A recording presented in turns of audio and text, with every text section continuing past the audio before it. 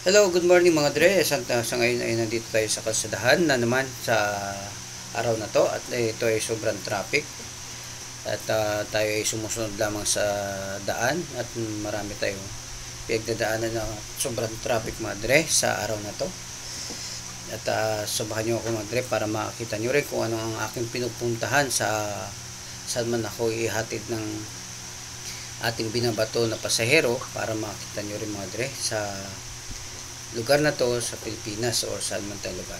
At yun, punta na tayo sa BGC or sa, hindi pala BGC mga dre. Nandito tayo sa MOA. At yan ay nagkataon tayo sa stoplight din ulit. At video ako dyan mga dre. Dahil nagaganda na ako sa view na to o sa lugar na yun mga dre. Sa yan ay sa lugar na MOA na tinatawag. May mga malalaki ng building dati, wala pa yung mga building dyan ng kasalukuyan noon at yun, marami na building. At ito ay mga dre, nagawin naman tayo dito sa C5. Ayan, pababa tayo na ng C5 ay akala ko hindi medyo matraffic. Ayan, nabot na naman tayo dyan mga dre sa traffic. Ayan, medyo heavy traffic dyan sa C5 na yan, pababa. So sa U-turn yung mga dre. At ito, napunta naman tayo dito sa sa simbahan na hindi natin nakalain. May grotto pala dyan na talagang hinahatak tayo madre para pumunta dyan or hindi natin nasahan. Kaya nabidyohan ko rin yung grotto. Sa tapat lang yan ng simbahan.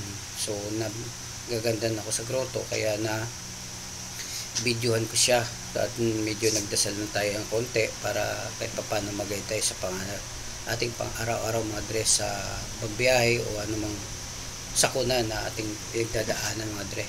So ito, napunta naman tayo dito sa lugar ng matahimik na lugar. Sa lugar yan ay pa-outside na yan, palabas sa UP campus mga dre. Walang ingay-ingay yung mga dre kasi ako pa lang ang dumadaan dyan at iba'y wala pa. May inatid ako dyan mga dre sa loob ng UP campus yan. Kaya nabidyohan ko, sabi ko medyo tahimik dito sa lugar na to. Kaya tingnan natin kung anong makikita natin or maririnig sa view na yan. Ito mga dre, nandito tayo sa Quezon City. Ito, may laking puno naman itong mga dre, nakikita mo. At binidyohan ko yun dyan. At sobrang init, naglilim muna tayo dyan kasi para malamig-lamig dyan sa sobrang init. So ayan, malalaking puno o malalaking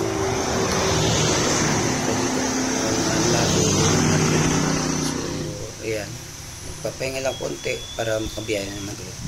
So hanggang mga dito mga dre,